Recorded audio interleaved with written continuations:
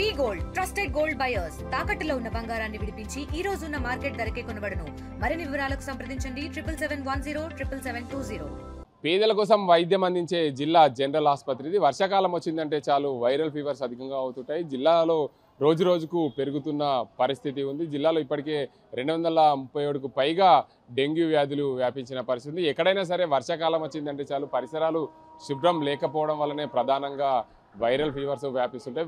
Viral fevers వల్ల అనేక మంది ఆసుపత్రుల పాలవుతున్నారు. డెంగ్యూ అదేవిధంగా మలేరియా వ్యాధులు లాంటివి వ్యాపిస్తూ ఉంటాయి. దానివల్ల అనేక మంది ఇబ్బందులకు గురవుతున్న పరిస్థితి నెలకొంది. మొత్తంగా జిల్లాలో చూసుకుంటే ఇప్పటికే జిల్లా వ్యాప్తంగా ప్రధానంగా అత్యధికంగా 200కు పైగా డెంగ్యూ వ్యాధులు జిల్లా జనరల్ ఆసుపత్రిలో నమోదైనట్టు తెలుస్తుంది. దాంతోపాటు ఇతర ప్రైవేట్ ఆసుపత్రిలో ఇంకో ఎన్నో నమోదై ఉంటాయని చెప్పకనే చెప్పుకోవచ్చు. జిల్లా వ్యాప్తంగా 26 ప్రాథమిక ఆరోగ్య కేంద్రాలు ఉన్నాయి. ఏకంగా గ్రామీణ ప్రాంతాల్లో అనేక మంది డెంగ్యూ బారిన పడ్డ పరిస్థితి. ముదపల్లి ఆసుపత్రిలో ఏకంగా 44 మంది, అదేవిధంగా ఇందల్వాయి ఆసుపత్రిలో 18 మంది, పోచంపాడు ఆసుపత్రిలో 14 మంది, పోతంగల్ ఆసుపత్రిలో 13 మంది, మోస్రా పరిధిలో 14 కేసులు నమోదైనట్లు తెలుస్తుంది. ఏదైతే నగరపాలకలో ఇటీవల కాలంలో సర్వే నిర్వహించారో నిజామాబాద్ నగరపాలక సంస్థలో సుమారు 4 లక్షల మంది నివాసం ఉంటారు. రోజుకు ఏదైతే దీని నివాసం ఉంటున్న నేపథ్యం 60 రోజుల 60 డివిజన్లు ఉంటాయి. 100 రోజుల ప్రణాళిక ఆధారంగా ప్రతినిత్యము నగరంలోని అత్యధికంగా అధికారులు ఉంటారు. దానికి అంతకు సంబంధించి జ్వరాలు మాత్రం అదుపులోకి రావడం లేదని చెప్పుకోవచ్చు. ముఖ్యంగా ఏదైతే నిజామాబాద్ అర్బన్ హెల్త్ సెంటర్లో చూసుకుంటే అర్సపల్లిలో 8, మాలపల్లిలో 4, దుబ్బాల 7, సీతారాం నగర్లో 10, గౌతమ్ నగర్లో 5, చంద్రశేఖర్ కాలనీలో 10, వినాయక్ నగర్లో 17, రాకాసిపేట పిఎస్సిలో అత్యధికంగా డెంగ్యూ కేసు 5 నమోదు అయినట్లు తెలుస్తుంది. జూలై 7వ తేదీ వరకు అత్యధికంగా జిల్లాలో ఏదైతే డెంగ్యూ కేసులు నమోదైన పరిస్థితి నెలకొంది. ఏదైతే జనవరిలో 22 కేసులు నమోదయ్యాయి, ఫిబ్రవరిలో 16 కేసులు నమోదయ్యాయి, మార్చిలో 20, ఏప్రిల్లో 14, మేలో 15, జూన్లో 25, జూలైలో 115, ఆగస్టు 11వ తేదీ వరకు చూసుకుంటే 40 కేసులు నమోదయ్యాయి. జిల్లా వ్యాప్తంగా అత్యధికంగా డెంగ్యూ కేసులు నమోదవుతున్నాయి. దీనివల్ల జిల్లా జనరల్ ఆసుపత్రిలో 267 కేసులు నమోదైన నేపథ్యంలో ఇతర ప్రైవేట్ ఆసుపత్రిలో అనేక మంది చికిత్సలు పొందుతున్నారు.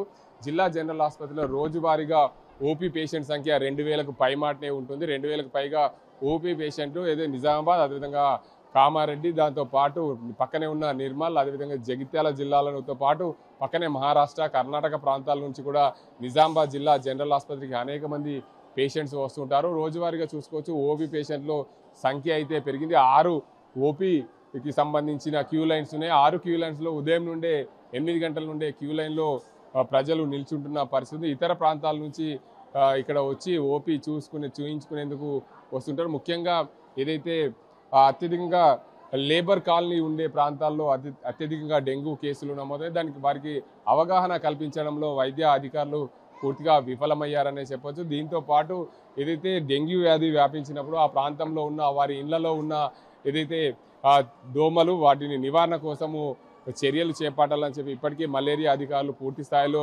అవగాహన కల్పించేందుకు సిద్ధమైనప్పటికీ కూడా పూర్తి స్థాయిలో అవగాహనలో రాహిత్యం వల్లనే అనేక కేసులు నమోదవుతున్న పరిస్థితి నెలకొంది. ఇంకోవైపు చూసుకోవచ్చు రోజువారీగా ఏదైతే ఓపీకి సంబంధించి 2000కు పైగా ఇక్కడ ఓపీ పేషెంట్స్ వస్తున్న నేపథ్యంలో అనేకంగా 6 క్యూ లైన్లు ఉన్నాయి. 6 క్యూ లైన్లలో కూడా అనేక మంది ఉదయం నుండే వేచి చూస్తున్న పరిస్థితి. ఓపీ పేషెంట్స్తో పాటు మరో 2 వస్తూ పోతుంటారు. వారితో పాటు జిల్లా జనరల్ ఆసుపత్రి రోజువారీ సంఖ్య చూసుకుంటే 10,000కు పైగా పేషెంట్స్, అదేవిధంగా వారికి సంబంధించిన అటెండర్స్ వస్తుంటారు. వారందరికీ మెరుగైన వైద్యం అందించే దిశగా ప్రభుత్వ అధికారులు ప్రయత్నం చేయాలి. డెంగ్యూ వ్యాధి వ్యాపించకుండా జాగ్రత్తలు తీసుకోవాలని అధికారులు వారికి సూచిస్తేనే కూడా రానున్న రోజుల్లో వైరల్ ఫీవర్ వ్యాపించడంగా ఉంటుంది.